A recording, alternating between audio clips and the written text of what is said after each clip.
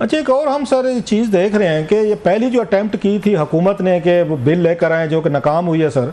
अब जो दूसरी इस वक्त अटैम्प्ट है वो बिलावल भुट्टो साहब हमें एक्टिव नज़र आ रहे हैं, वो हर एक से वो मिल रहे हैं, अब हुकूमत हमें नज़र नहीं आ रही। क्या हुकूमत ने ये असाइनमेंट दिया बिलावल भुट्टो साहब को कि अब आप पार्टनर से मिलें, मौलाना साहब हैं, दीगर लोग हैं, उनको राज़ी करें? क्योंकि कोई वज़ीर हुकूमत का हमें कोई मिलता नज़र नहीं आ रहा, मौलाना साहब से या किसी और पार्टी से।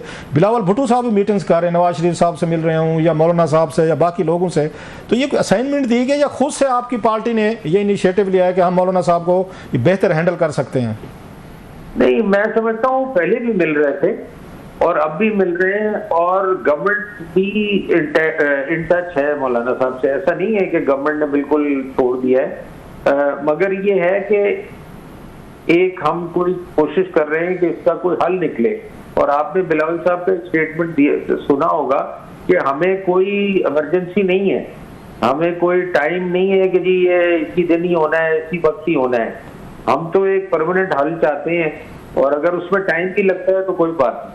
हुकूमत चाहती है सर 25 से पहले, 25 अक्टूबर से पहले चाहती है। बिलावल साहब कह रहे हैं कि 25 के बाद भी हो सकता है।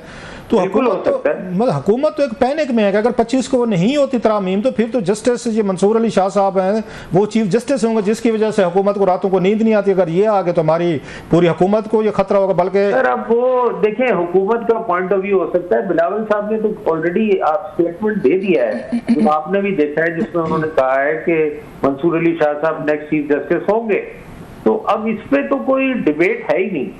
मगर जहां तक कॉन्स्टिट्यूशनल कोर्ट का ताल्लुक है, जो पीपल्स पार्टी का उनकी पोजीशन है कि जी हमने कॉन्स्टिट्यूशनल कोर्ट हम चाहते हैं, हमेशा से चाहते थे, चार्टर ऑफ डेमोक्रेसी से चाहते थे, 18th अमेंडमेंट से चाहते थे। तो उनका मौक़िफ़ यही है कि जी ये तो हमें करवाना है हर हालत में।